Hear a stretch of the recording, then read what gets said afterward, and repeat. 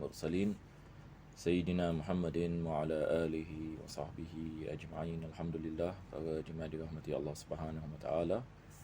Pertama dan utama sekali kita memanjatkan kesyukuran kepada Allah dapat kita meneruskan pengajian bagi kitab Umdatus Salik karangan Al-Imam Ahmad bin Naqib Al-Masri, dan kita berdoa kepada Allah Subhanahu wa taala mudah-mudahan Allah menjadikan pengajian ini sebab pengampunan bagi segala dosa dan dengannya Allah mengabulkan segala hajat.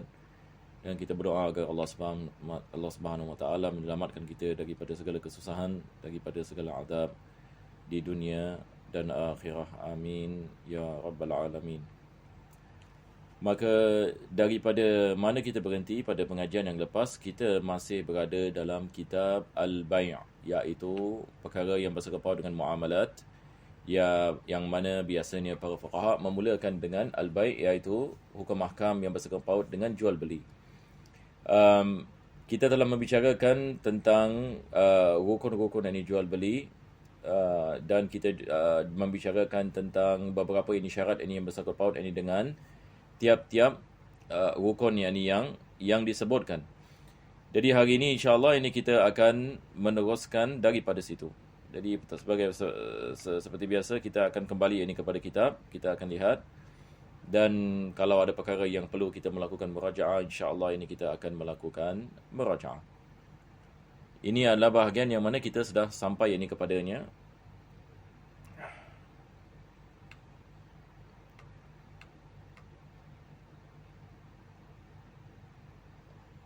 Kita akhir sekali membicarakan berkenaan dengan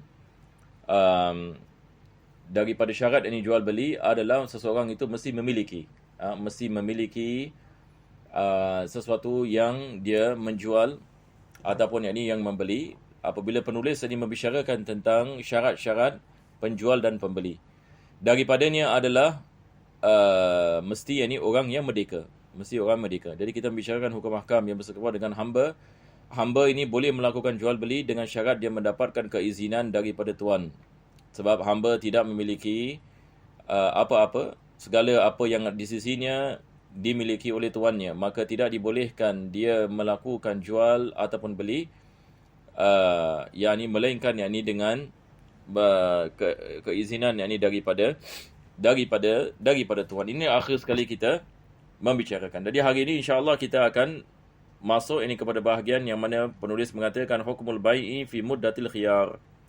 Jadi hari ini kita akan membahaskan tentang perkara yang baru, apa yang disebutkan dengan al-khiyar. Al-khiyar ini kalau dalam segi bahasa maksudnya pilihan.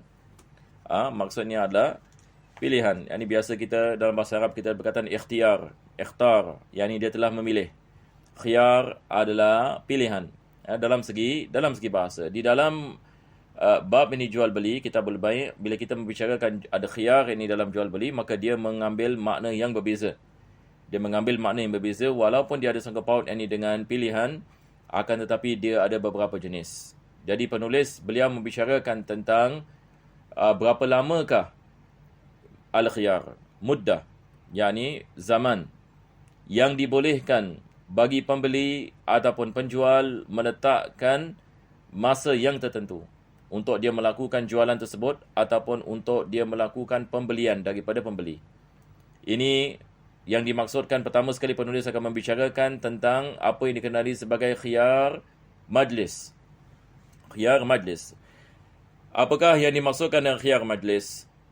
Jadi pertama sekali kita nak kena faham apa yang dimaksudkan dengan majlis di sini.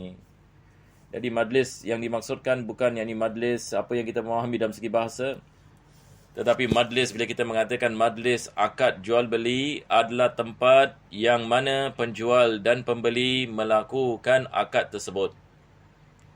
Jadi selagi mana mereka dalam majlis, maksudnya di dalam tempat itu, yang mana pembeli dan penjual belum lagi memisahkan badan mereka daripada tempat yang mereka berada di dalamnya, ini kita panggil majlis akad.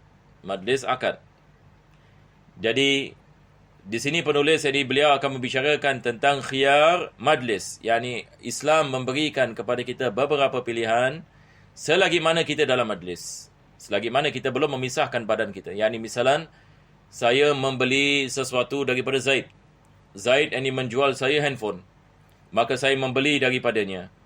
Jadi, bila saya melakukan jual beli dan bersama ini Zaid, saya memberikan wang dan saya mendapatkan handphone. Ini dengan semua ini syarat-syarat ini dan rukun-rukun jual beli seperti mana kita membicarakan sebelum ini. Dan saya dan Zaid berada dalam majlis yang sama. Yakni di dalam ini tempat yang mana transaksi ini dilaksanakan.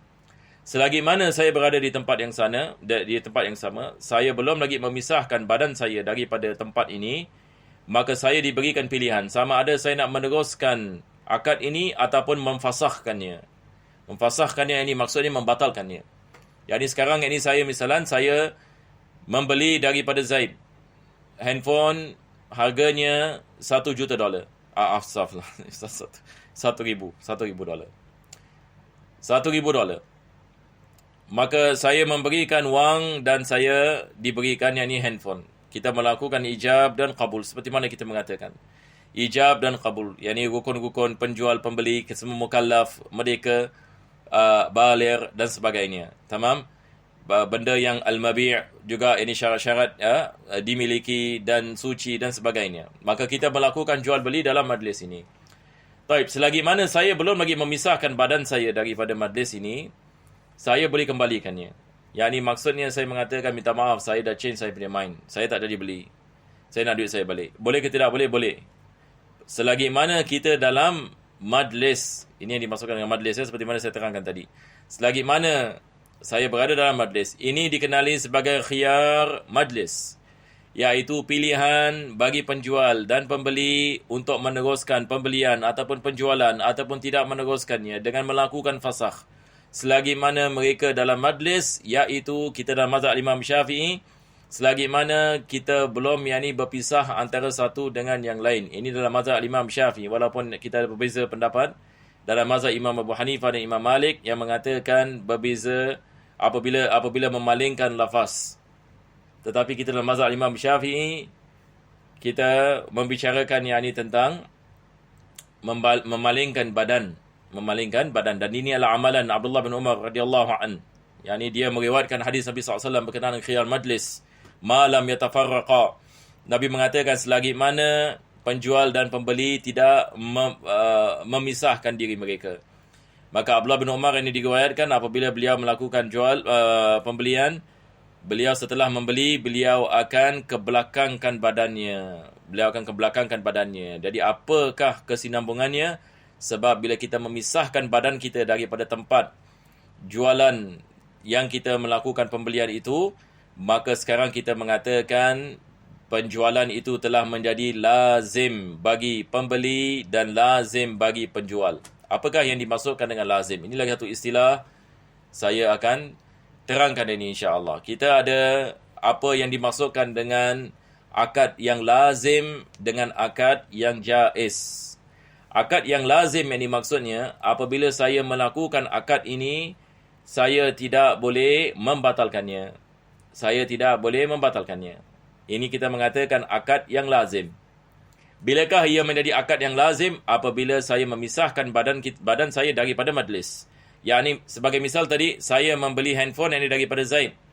Maka setelah saya membeli handphone daripada Zaid dengan rukun-rukun jual beli yang 6 seperti mana kita bicarakan, selepas itu saya memisahkan badan saya. Saya keluar daripada tempat itu. Khalas, kita mengatakan jual beli ini sudah menjadi lazim.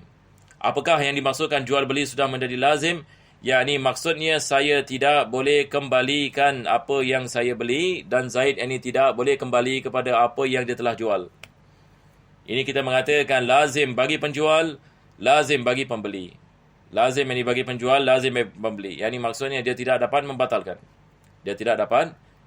Jadi ini kita mengatakan lazim bagi dua pihak. Lazim ini bagi dua pihak. Kadang-kala ini akad ini dia adalah akad yang jaiz. Jaiz ini maksudnya saya boleh membatalkannya. Seperti akad wakalah. Saya mewakili ini seseorang. Selepas itu saya nak membatalkannya. Dibolehkan. Ini adalah akad ini yang jaiz. Jadi beza di antara akad ini yang lazim dengan akad ini yang jaiz. Kita ada akad yang lazim dengan akad yang jaiz. Jadi misal akad yang lazim seperti mana kita mengatakan apabila kita telah melakukan jual beli, dan kita telah melaksanakan rukun-rukun yang dijual beli, dan penjual dan pembeli telah memisahkan badan mereka daripada majlis jual beli tadi, maka sekarang kita mengatakan akad ini telah menjadi akad lazim yang dibagi dua pihak, lazim yang dibagi penjual, lazim yang dibagi pembeli, maka kita tidak boleh tarik balik. Taib. Ini yang penulis ini mengatakan. Kita balik ini kepada kitab. Penulis ini mengatakan wa idza inaqada al-bai'u sabata likullin minal bai'i wal mushtari khiyarul majlis. Yani apabila berlakunya akad ini jual beli, maka telah sabit bagi penjual dan pembeli apa yang dikenali sebagai khiyarul majlis. Ini yang tadi kita mengatakan. Selagi mana mereka berada dalam majlis, ada khiyar. Yani pembeli ada pilihan, sama ada nak meneruskan pembelian, penjual ada pilihan, sama ada nak meneruskan penjualan. Ini selagi mana mereka dalam majlis. Ini yang dimaksudkan dengan khiyar majlis. Ma lam yatafarraqa. Ini diambil daripada hadis Nabi SAW. Ma lam al-bay'ani fil khiyar. Ini hadis Nabi SAW. Al-bay'ani fil khiyar. Orang yang melakukan jual dan beli diberikan khiyar, pilihan. Ma lam yatafarraqa. Atau kama qala sallallahu alaihi wasallam. Maka kita fikir menggunakan lafaz ini. Ma lam yatafarraqa. Cuma mereka berbeza pendapat yang dimaksudkan dengan tafarruq ini. Kita seperti mana saya mengatakan dalam mazhab Imam Syafi'i, maksudnya memalingkan badan. Au yakhtar al-imda jami'an. Ataupun yang ini penjual ini dan pembeli, apabila mereka melakukan akad ini jual beli, mereka melazimkan jual beli tadi. Yakni mereka mengatakan tidak dibolehkan yang ini kita bertukar yang ini fikiran. Tidak ada yang ini khiyar. Yakni mereka melazimkan yang ini jual beli, imda. Maka dalam keadaan seperti ini, khalas kita mengatakan telah berlaku yang ini akad. Dan tidak ada khiyar ini bagi penjual dan bagi pembeli. Apabila mereka kedua-duanya bersetuju untuk tidak ada khiyar. Yakni mereka membatalkan yang ini khiyar. Walaupun ini khiyar al-majlis.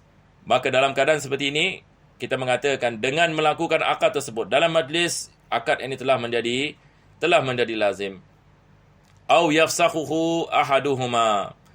Atau yang ini salah seorang yang ini daripadanya melakukan yang ini fasakh. Yang ini kalau sekiranya mereka masih ini dalam majlis, maka diberikan pilihan bagi penjual untuk memfasahkan. Fasahkan maksudnya apa? Membatalkan. Begitu juga bagi pembeli. Selagi mana mereka tidak memisahkan badan mereka daripada majlis. Ini kalau sekiranya mereka tidak mensyaratkan kelaziman bagi jual dan beli. Jadi ini adalah hukum mahkam yang bersangkut paut ini dengan majlis. Jadi ini yang dimaksudkan dengan khiyar al-majlis berdasarkan hadis Nabi SAW. Selagi mana kita berada dalam majlis, kita diberikan pilihan untuk meneruskan ataupun tidak meneruskan. Selepas itu penulis mengatakan walikullin minal bai'i wal mushtari syaratul khiyar fil bai'i salasatu ayyam. Sekarang kita ada jenis yang kedua khiyar. Khiyar yang pertama kita mengatakan khiyar majlis. Khiyar ini yang kedua yang disebutkan oleh penulis di sini, apa yang disebutkan oleh ulama kita sebagai khiyar syart. Khiyar syart. Jadi khiyar majlis kita dah faham ya.